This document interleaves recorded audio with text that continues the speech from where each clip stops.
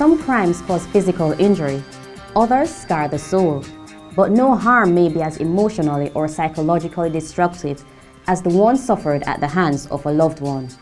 Tonight, we pull away the curtains to expose a crime that often plays out behind closed doors. The shame, the pain, domestic abuse on CS311. Crime Stop Jamaica and National Bakery, in association with TVJ and our sponsors, ICD Group, Grace Kennedy, Holman Things, Progressive Grocers and Guardsman, present CS311 with Deirdre Dixon and Leroy Hall.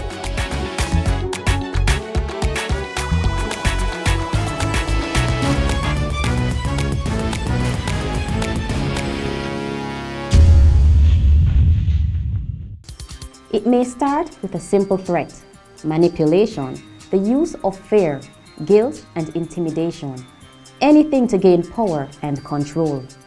Often, it turns physical, violent, sometimes with fatal consequences. After 37 years in the force, Novlet Grant, retired Deputy Commissioner of Police, has witnessed the end results of domestic abuse one time too many.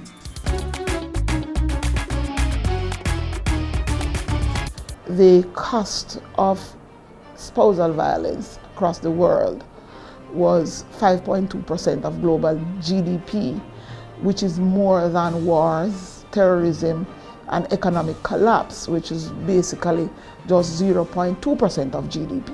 So the total cost to every country on earth was estimated to be $4.3 trillion. That's a lot of money. And it is out of a crime that we are treating as if it's nobody else's business except the persons involved. So one of the things that I think we need to do is to raise the awareness level of society for people to start to recognize that it is a social problem with some of its roots in the traditional ideologies of how we raise our boys and how we raise our girls. Jamaica has a Domestic Violence Act of 1996 that provides civil protection, where if you are being abused in an intimate relationship, whether that intimate relationship is current or you have left it and you are still being stalked and harassed and so on, and molested by said partner, and whether you share the household or not, you can get either a protection order or both, a protection and occupation order. So that is a starting point where the law is concerned. If within the context of the domestic violence situation, the person has suffered injuries, those who are sexual assault, those will be treated under secondary legislation, the Offences Against the Persons Act and the Sexual Offences Act and Malicious Destruction of Property Act. Those would be the kinds of remedies that you can get from the court. One of the things that we have to educate people about, either those who provide help or those who seek help, is that safety is a priority. Because while you're living with an abuser, safety is an issue. While you're thinking of leaving an abuser, safety is an issue. And when you have actually left an abuser, safety is an issue. So the first question to say to a victim is to start to discuss safety issues. Where can you go? Where can you get support? So we need the communities to start to think about where can a woman and her children turn to, and a man, where can he go if he's being abused? Because in my time as a police officer, I've seen many a young lady with children having to just sit in a police station for hours because we can't find a place to put them. And then our response as family and community members is to disbelieve them or to blame them or to shame them. What did you do? So these are some of the considerations. So it's not so easy to say this is where you should go. Obviously the police is there by law, you should go. But when you get to the police, beyond the legal assistance is the social assistance of where can you go and how can you be kept safe throughout the process. Part of the solution to domestic violence is to involve men in the process. So we need men to speak to young men about treating women with respect. So young men need guidance and mentoring in terms of how to conduct a healthy relationship. Young women also need the same thing. One of the things that young ladies and young men should never do is tell themselves they can change another person. We have to be engaging our kids in school because unfortunately they are mirroring the relationships of abuse that they see amongst adults. There has to be a concerted and sustained effort at educating and raising awareness for both men and women. So powerful is this mind control that it can keep victims imprisoned with little self-worth and gripped by anxiety, depression, feelings of helplessness, and despair. Is this you or someone you know? Here are some signs to look out for. It's natural to make excuses for those we love, but what happens when your most intimate relationship becomes your greatest nightmare? Women and men can fall victim to abuse. Jamaica's Women's Health Survey 2016 reported that 7.7% of women have experienced sexual violence from partners in their lifetime. 25.2% of women have experienced physical violence from their partners. 8.5% of them have experienced economic abuse. That is, if your partner controls your money, keeping it from you, monitoring your expenses, and refuses to give you for your basic needs. 28.8% of them, emotional abuse. If your partner bullies, threatens, or controls you. If your lover isolates you from your family and friends. Physically abuses you, with or without weapons. If this person sexually abuses you, forcing or blackmailing you to have sex, refusing to use condoms or birth control, then read the warning signs and head in the other direction.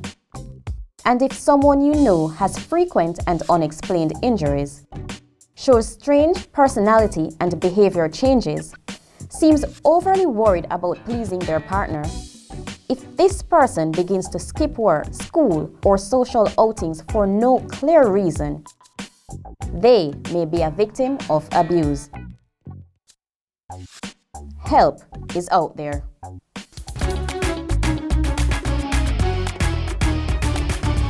Who has the answer to this unsolved mystery?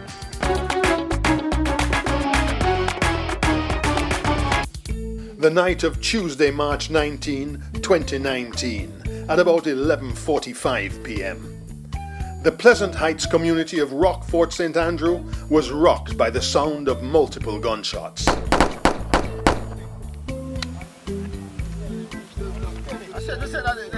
A group of friends had been enjoying a card game.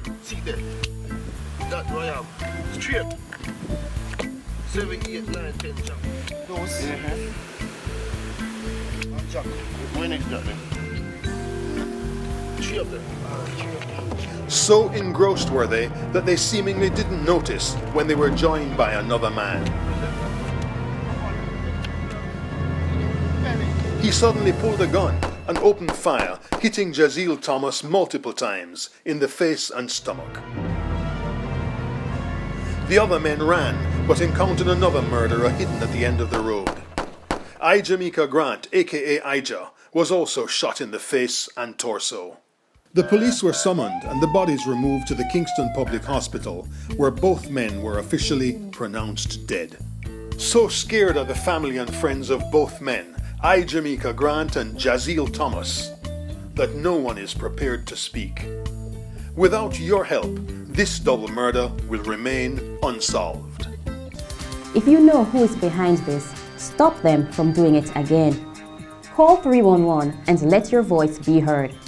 A $200,000 reward is being offered for any clue that will lead to the arrest and charge of these criminals.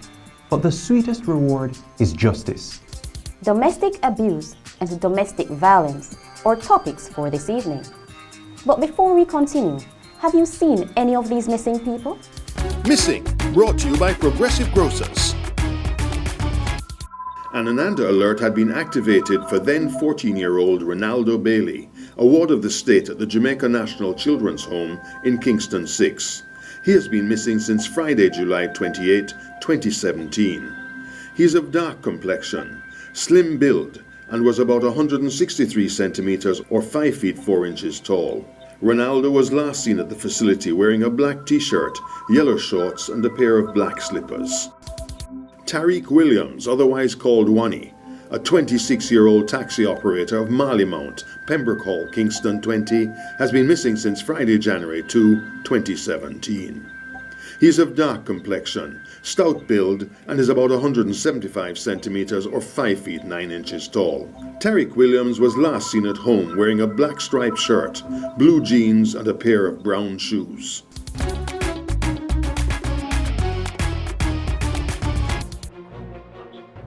Oh gosh, there's so much things to do and she soon come home now. Oh gosh. I start with down here first and then we can put on the pot afterwards. By the time she reach home, we're supposed to finish cook and everything. And then now we're supposed to be in a better position. Excuse me. Honey? What have you been doing all day that you're just washing up plates? You're home early. And you have been doing what for all day? I basically did everything else already, you know. Your panty wash, your blouse them, your brassiere them. I wash out everything already. Even the dress that you want to wear to work tomorrow, I wash it out, you know. So where's the food? You hungry? I haven't eaten anything from there. Hold on. What is this? You expect for me to eat this? This is not the main dinner, this is the main. The appetizer Wait, before the main course, please, this no. is what I'm doing all day to work and this is what you're giving me to eat? Tough knackers and butter. You know, is it tired yet? I've got a good mind to straighten you up and then you don't serve no purpose. You buy your clothes. You buy your clothes to me. And this is how you treat me? Eh? You don't see broken yet. I have a good mind to see something. I'm a broken man. Eh? You're worthless.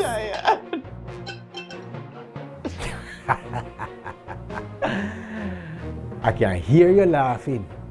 For the situation, eh? If the roles were reversed though, you wouldn't think so. Abuse of any person, woman, man, boy or girl, whether verbal, physical, sexual or mental, must not be tolerated. Don't make nobody fool you. Report it. For your own sake, find a way to get out. Have you seen any of these wanted men? Your call could save a life.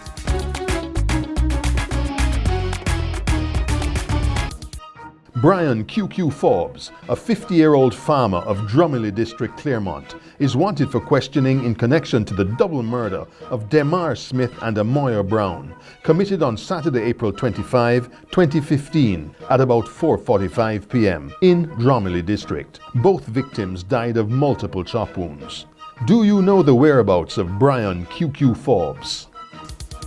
Akeem Johnson, otherwise called Bobo Sparks, of New Nursery, Spanish Town, is wanted for questioning in connection to the murder of Donovan Laws, otherwise called Night Dew, at the New Nursery community, Twickenham Park, St. Catherine, on Monday, December 12, 2016. He's of black complexion, but known to bleach. He's 5 feet 4 inches tall, of slim build, and with a big nose. He has ganja leaves and the number 666 tattooed on his hand. Akeem Bobo Sparks Johnson is considered armed and dangerous.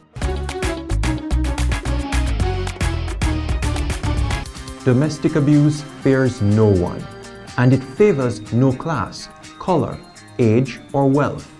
No one is above it, but you can find a way out.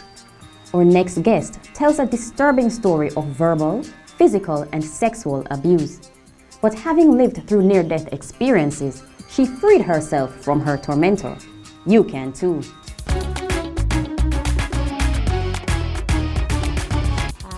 We got into an argument and I was walking and it's like, you know, I just turned around and he threw a knife at me and I sighted the knife.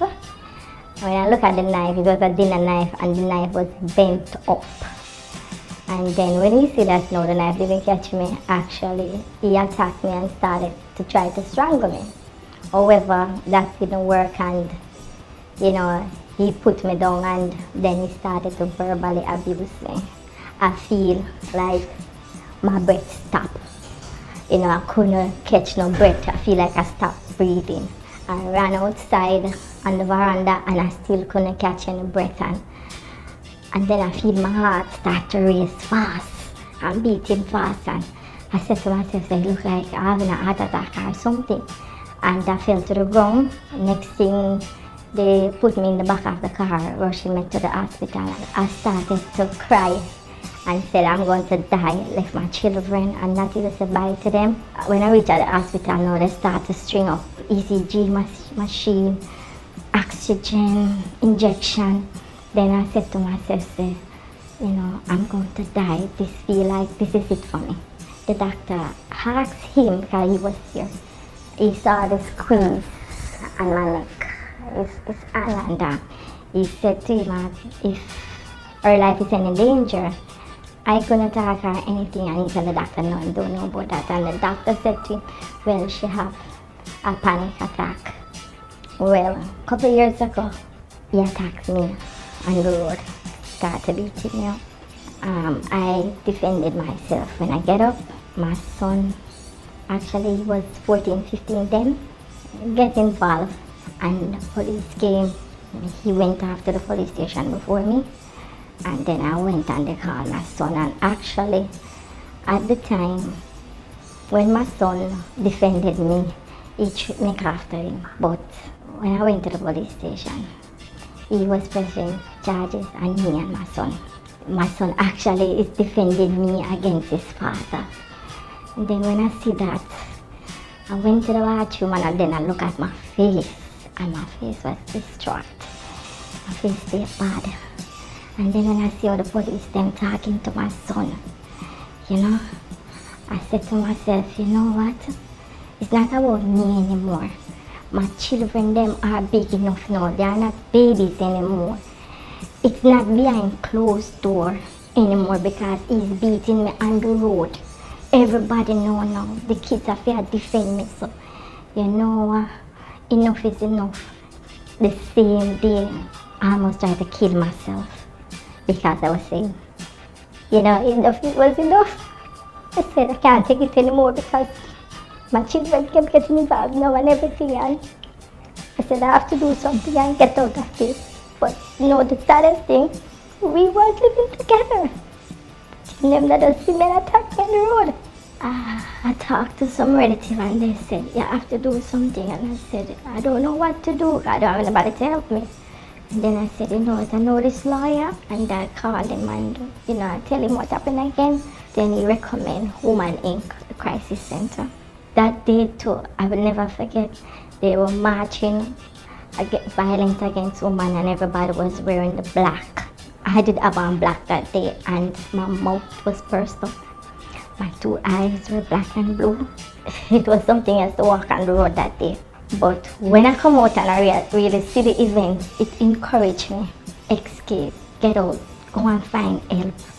You know, and then when I came here now, they actually supported me here, actually helped me to know the different steps. For instance, getting a restraining order. You know, the house that I was living in, actually he wanted me to come out the house. So I didn't know that he could get an occupant's order as well. They helped me to get that as well. The court actually, it was a lengthy process, but they encouraged me, stay, David, stay, you know, keep on fighting. It will work for you and it will come up. And it's happened that it takes 2 years, but it did work in my favor. Viewers, if the last interview hit too close to home, face the truth bravely. Find a way out and don't look back. One of the greatest medicines for fear is the confidence of knowing how to protect yourself. Safety tips are next. Safety Tips, sponsored by Guardsman. Domestic violence affects everybody in the home. Not just the abuser, the person being abused, but also the children and other occupants in the house. Kids are significantly affected, and therefore we need to teach the children that when it happens, when domestic violence takes place, they are not to try and come and help you or save you. They are to run, hide, and keep themselves safe. It means leaving the house and going next door to a close neighbor, somebody that you trust and they can trust. Encourage them to do this. Teach them, practice it, rehearse it, and get them to implement it whenever it happens. In the house, when domestic violence takes place, the person being abused should practice staying away from places where dangerous and harmful implements and devices are. You don't want to be in the kitchen where the kitchen drawers are full of knives. You don't want to be in the garage where there are tools and sticks and hoes and machetes. You need to keep some clothes, you need to keep some keys, you need to keep important documents in places other than home, so that if you have to run, you are able to leave and be able to continue to exist. Do the same for your children. When you are being abused, you must document what is happening. Document the dates, the times, what happened. Where you have injuries, you need to ensure that you go to the doctor and you get these things documented and you keep them recorded so that you have it as evidence if and when you decide to take the legal action and take yourself away from that environment. You also need to ensure that you let persons, particularly your employer, so that when things happen to you and you may not show up at work, A, they understand why, but also they can ensure that they safeguard you whilst you are at their workplace. It would be good to also report it to the courts so that you get a restraining order so that the abuser cannot come near to you. If you are staying in the house and you have got rid of the abuser from the house, you need to change the locks, you may need to install grills, you need to put caller ID on your phone so that you can screen the calls that are coming into you. And most of all, you let your neighbors, close family, friends and things know what is happening. You should always have somebody that's a confidant. Someone when you're feeling down, you're feeling that the world is falling upon you, you can go, you can talk to, you can get support from them. These things will help. But remember, domestic violence usually ends very sadly. So don't stay and be abused. Get out of it as soon as you can. Sometimes the dangers we face at home are greater than those waiting outside. If we have caused even one person to think or to take that first step out that door, then our show tonight will be worth it. Remember, abusive behavior is a choice, and abusers decide who they will abuse and who they will not. But you have the power of choice too. Say no more before it's too late. If you or someone you know needs help, please call any of the numbers on your screen. I'm Leroy Hall. And I am Deidre Dixon. Stay safe. CS311 returns next week.